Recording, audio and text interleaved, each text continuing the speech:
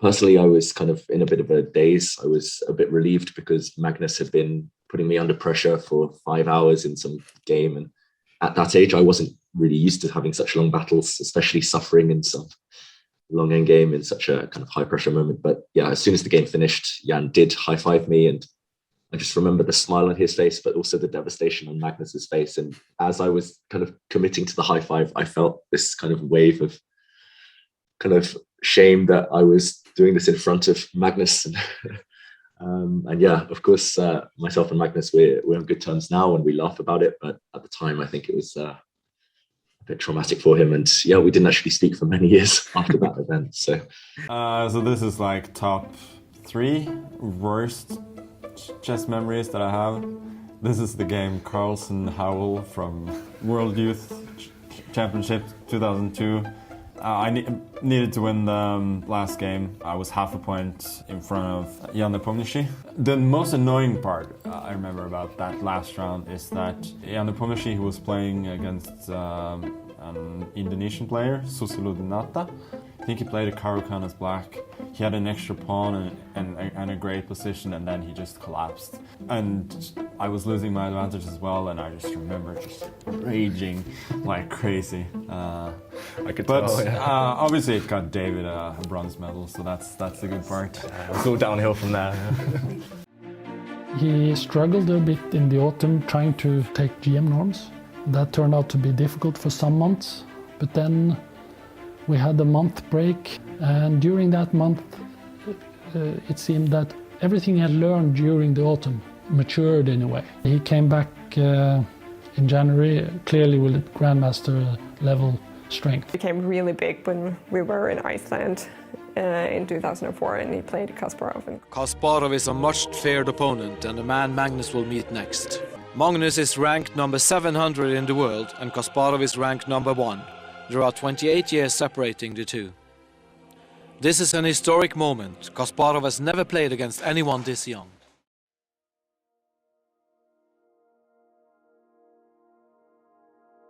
Wir fragen uns immer wieder, wie ist es denn möglich, dass einer so stark ist? Ja, wir kennen das nicht. Wir kennen das nicht. Wir wussten zum Beispiel von Kasparov, aber wir wussten auch warum. Zum Beispiel mit Kasparov, es gab dies, das und einen riesigen Vorteil in der Eröffnungsvorbereitung zum Beispiel. Das war offensichtlich und wenn Kramnik es geschafft hat, dann war Kasparov plötzlich nicht mehr so gefährlich wie früher. Ja? Und bei Magnus ist das anderes. Ja?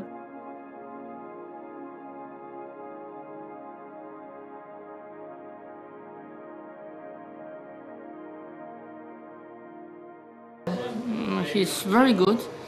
So he plays like adult already, even he is very young.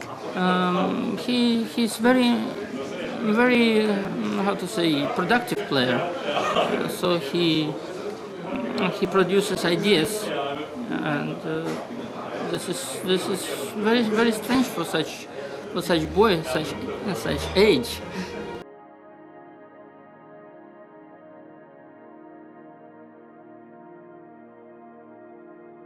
Even at that young age, he was dedicated to the game. At the board, he would sit there for 5 hours and torture me in some endgame, and that's something he still does now and has done throughout his career.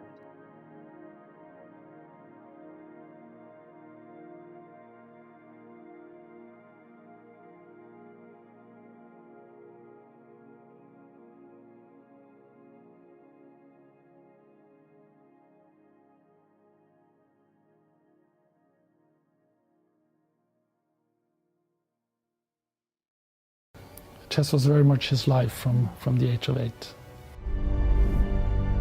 So I hope to become a Grandmaster this year.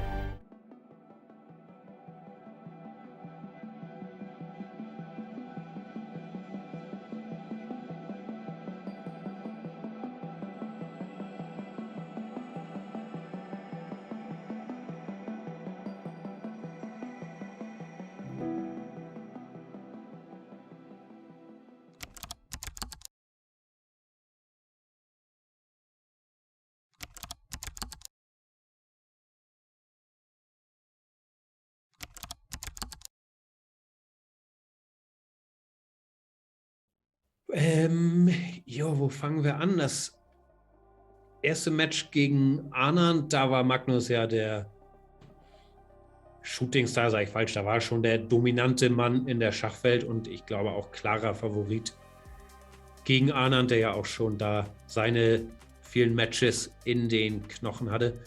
Und man hatte eigentlich die ganze Zeit den Eindruck, am Anfang war so ein bisschen Nervosität, aber dass Magnus sich da durchsetzen sollte, nachdem es stabilisiert war und so war es ja auch. Dann das Rematch war ja auch wieder überraschend gegen Anand, der da es nochmal allen gezeigt hat, das Kandidatenturnier gewonnen hat, der natürlich auch eine absolute Schachlegende ist. Da wusste man nicht so genau, was für ein Vishy da jetzt auftritt in dem Match, aber am Ende des Tages war ein bisschen knapper und Anand ja auch sehr gut vorbereitet in dem Match.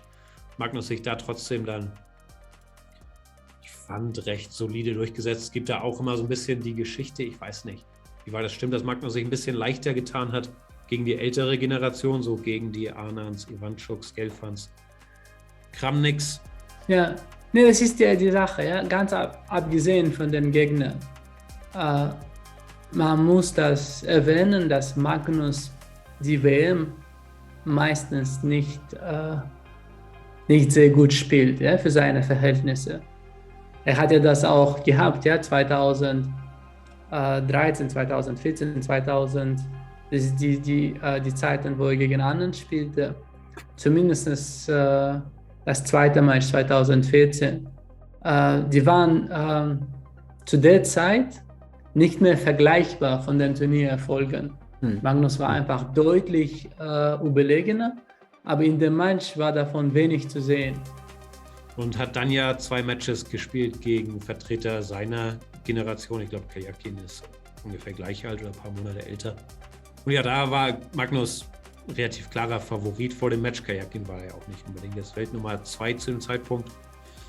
Aber diese Matches sind immer, okay, ist natürlich ein Klischee, haben ihre eigenen Gesetze, aber dieses 1 gegen 1, beide on point vorbereitet, natürlich ist viel Nerven. Der Preis einer Partie ist immer wahnsinnig hoch, weil wenn du eine verlierst gegen so einen gut vorbereiteten Gegner, ist nicht leicht einzugewinnen. Und je länger sich das dann zieht, desto knapper kann es auch werden. Und gegen Karjakin haben wir ja gesehen, Magnus hat am Anfang ein paar ganz gute Chancen, hat die nicht verwandelt und dann hat sich das Momentum irgendwie geändert. Hat er eine verloren, hätte er auch noch eine verlieren können. Und da hätte der Titel auch ganz schnell weg sein können gegen Gegner, wo man jetzt vom Papier her gesagt hätte, nee, das sollte er schon machen. Aber das war, glaube ich, für Magnus so das von außen das zittrigste Match, weil halt auch einfach, ja, gegen einen Außenseiter 3 Runden vor Schluss, ich glaube, -1 hatte. Da ist er mit einem blauen Auge dann sozusagen davongekommen im Tiebreak. 2016 auch, ja, Karjakin war ein Top-10-Spieler, aber mehr nicht. Und Magnus war sehr lange sehr dominant, aber in dem Match war das auch nicht zu sehen. Und gegen Caruana 2018, natürlich denke ich immer, dass Magnus der Favorit ist und der beste Spieler unserer Zeit. Aber das fühlte sich eher so an, als wäre es einfach ein Duell fast auf Augenhöhe. Also die Ergebnisse vorher waren ungefähr gleich. Die Elo-Zahlen waren ziemlich genau gleich, als das Match losging. Caruana hat 2018 davor alles weggehauen. Magnus hatte auch ein paar schwächere Momente. Und da dachte man einfach, das ist ein riesenstarker Gegner. Und es kann alles passieren in diesem Match. Und so war es dann ja im Prinzip auch. Also beide Seiten hatten Chancen, so aus Team Magnus Sicht war natürlich bitter. Die erste Partie, wo er mit Schwarz hätte gewinnen können, wenn du gleich am Anfang in Führung gehst, dann spielt sich so ein Match vielleicht auch anders. Aber später hatte Caruana genauso Chancen. Das war eigentlich das erwartete Duell auf Augenhöhe, wo Magnus dann den Trumpf hatte, den er auch gegen Karjakin hatte, dass er in diesem Tiebreak Favorit ist, das auch wusste und den dann auch so ein bisschen bewusst, glaube ich, angesteuert hat in beiden Matches am Ende und da dann sich durchgesetzt hat. Also dieses große Plus hatte er immer noch, aber es waren jetzt 2 Matches mit, wie viele Partien waren das? 24 Partien, ich glaube insgesamt 2 entschiedene Turnierpartien, eine gewonnen, eine verloren. Also leicht sind die Matches nicht, fast, ja, unabhängig vom Gegner, klingt so blöd, aber Leute, die in dieses WM-Match kommen, die dann die Ressourcen haben, sich darauf vorzubereiten, das ist immer eine ernsthafte Challenge, auch für Magnus Carlsen. In 2018 die beiden in den klassischen Partien haben so ausgesehen, als ob eine Partie zu gewinnen fast eine Unmöglichkeit war. Ja? Also die taten sich beide sehr, sehr schwer. Also das ist dann die Frage. Natürlich, die sind alle Top-Spieler, ja? Anand, Karjakin und Caruana. Und normalerweise müsste Anand, also in dem Alter, der war schon deutlich über 40, ja? Magnus nie gefährden können. Und dann, okay, Karjakin ist immer gefährlich. Und Caruana war, ich glaube 2018, Caruana war ein vergleichbarer Spieler mit Magnus. Also die waren dann auf Augenhöhe, auch von den Turniererfolgen. Und keiner, ich glaube auch Karjakin nicht, ja? Keiner hat geschafft, die WM ja, mit der besten Form zu spielen. Also keiner hat da Besonderes überzeugt, Besonderes beeindruckt. Das ist halt schwierig. Ja? Die WM ist was Besonderes. Ja? Das ist irgendwie Ende des Weges. Das hat auch Kasparov früher erwähnt.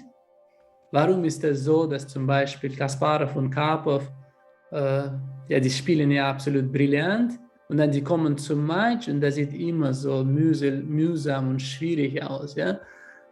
Und Kasparov meinte, der Weg zur WM, das ist da, wo man irgendwie die kreative Energie sammelt. Und dann in dem Match es geht nur um das Ergebnis. Und dann verliert man alles. Ja? Man ist so ergebnisorientiert, dass man gar nicht mehr kreieren kann. Ja? Und da scheinen auch die Herrschaften sehr zu spüren, ja? bei den WMs. Ist leider selten anderes. Wir haben nur wenige Beispiele. Zum Beispiel 2008 war Anand bei der WM einfach brillant. Das ist ja eher eine Ausnahme. Und im Jahre 2000 war Kramnik gegen Kasparov absolut brillant. Also das sind die Beispiele, die zeigen, dass die Spieler das können, das Beste für eine WM zu behalten. Aber das ist ja eher selten. Also dann ist das ja auch die Frage, ja, ob einer das schafft, ob Magnus das schafft, zum ersten Mal, das ist sein fünftes Match, ja, jetzt.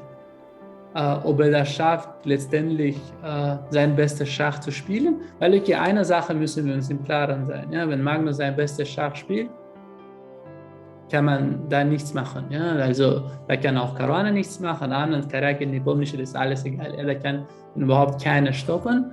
Aber angenommen, wenn er sich das wieder schwierig macht, ja?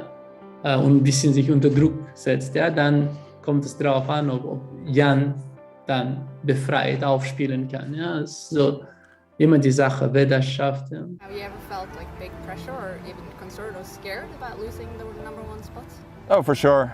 There have been a lot of games or even just moves that I could have lost the number one spot. For instance, in the match against Caruana, there were a number of games where I was struggling. So the fact that it's been so long, there's obviously some luck involved there as well.